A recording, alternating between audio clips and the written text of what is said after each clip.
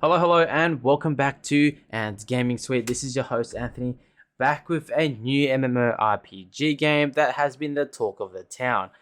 Today's topic, we are going to be talking about my personal experiences, and if my decision is going to make you play this game, that is going to be great. But this is my particular review with what I have encountered for the past 3 days. So, first things first, what is MMORPG for those of you who are new to this genre? It never ceases to amaze a lot of players that I believe in this MMORPG, whether you've played WoW before, Albion Online, Arc Age, Black Desert, and whatnot. It is a world full of dynamic questing, full-fledged character creations, dungeon expeditions and campaigns, or whatever you want to call it. And some of the concerns about the future of MMOs, I think that the upcoming title looks very promising enough to keep the classic genre alive. And speaking of upcoming MMOs, New World has already been the talk of the town, as I already mentioned earlier here. Amazon's new open world MMO title is just so amazing for the past 3 days here that it has been live.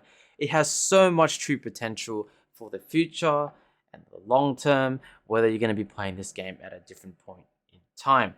And, there is still a lot that we don't know yet in terms of future contents and whole bunch of tips and tricks, just because there isn't a particular, strategies in terms of what is the best route to find particular iron ore or finding particular mobs and whatnot.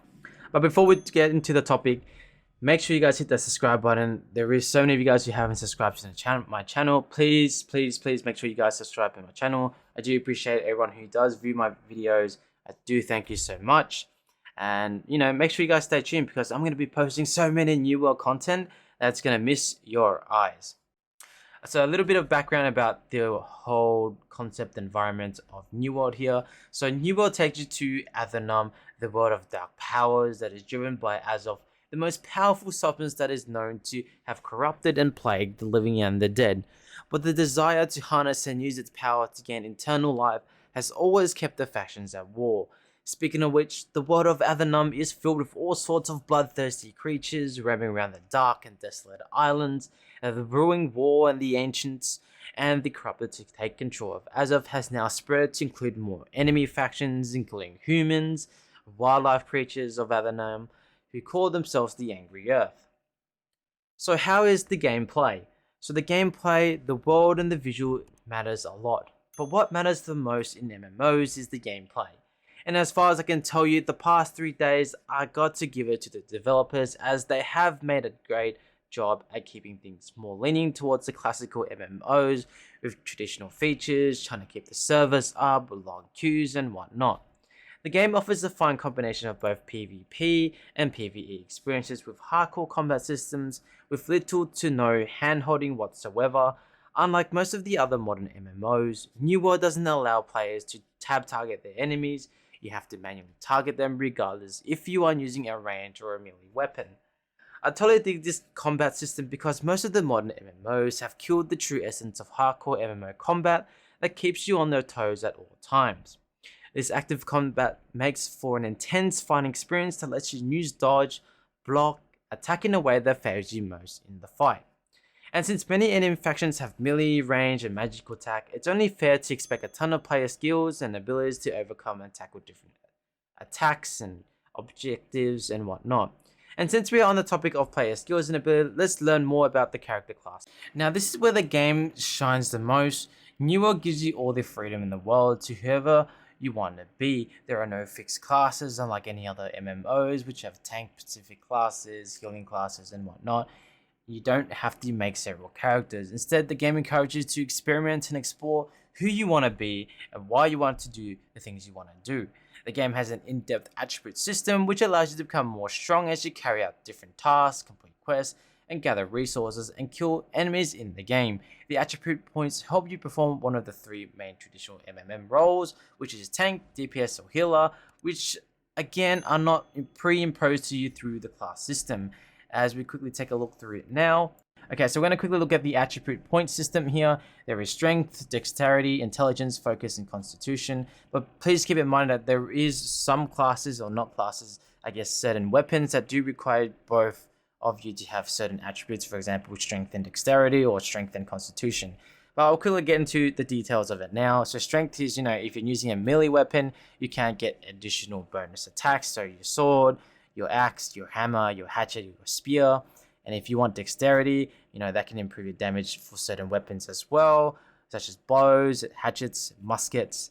If you're intelligence, you can use the fire staff or the ice gauntlet. Vice versa, you can also opt in to use for rapier as well.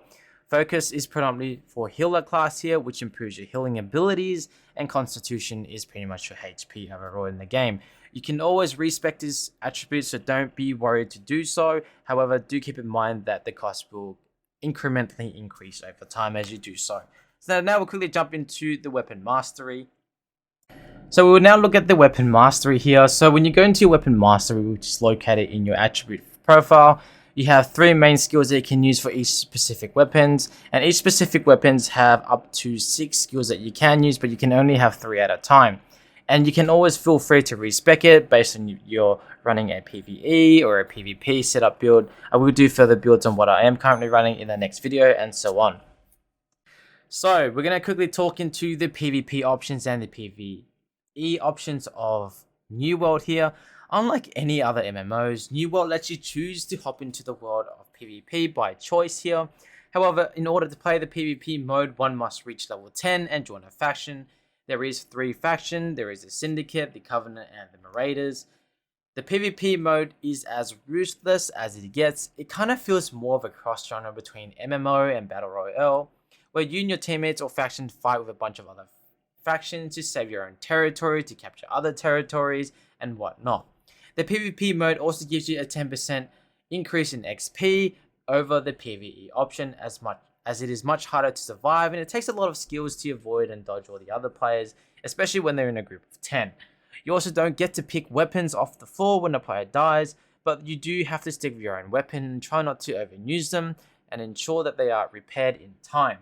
Amazon has introduced a plethora of new modes into the PvP world, be it the duel mode where you can fight 5 aside, or the outpost rush, which is 20 on 20, which is covered in a later stage or the end game content.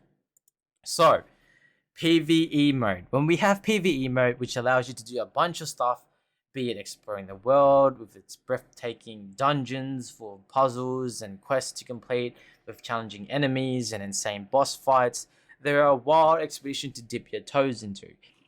Apart from that, you also get to carry out a variety of faction exclusive tasks that will further expand the reach of power of your faction. There are arenas that you can join using special key that you find after killing monsters in-game. These keys can be used to teleport you and your team into your arena, where you'll be fighting some insanely powerful bosses that you will have to defeat within a fixed amount of time. You can only use the keys once, and once you are out of the arena, you will have to find another one to enter again. These arena awards players with some valuable items and gears that will be useful to them when coming into the next battle or fight. You even get lucky and get your hands on exotic items, which are otherwise super rare to find, and I don't think anyone has so far within this past 3 days. That's not nearly the end of this video and the game here, but it does offer a lot of players the options to settle whichever players they want to do, trade.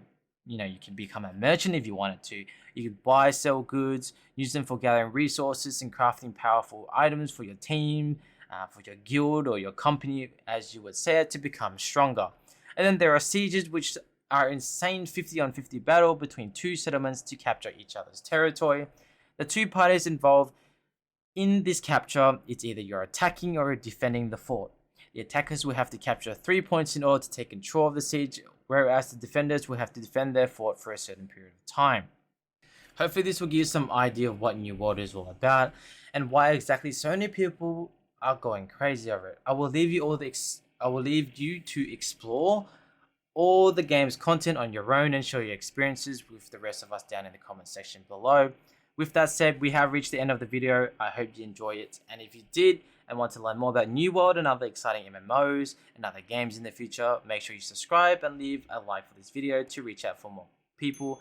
That's it for today. I will see you in the next one.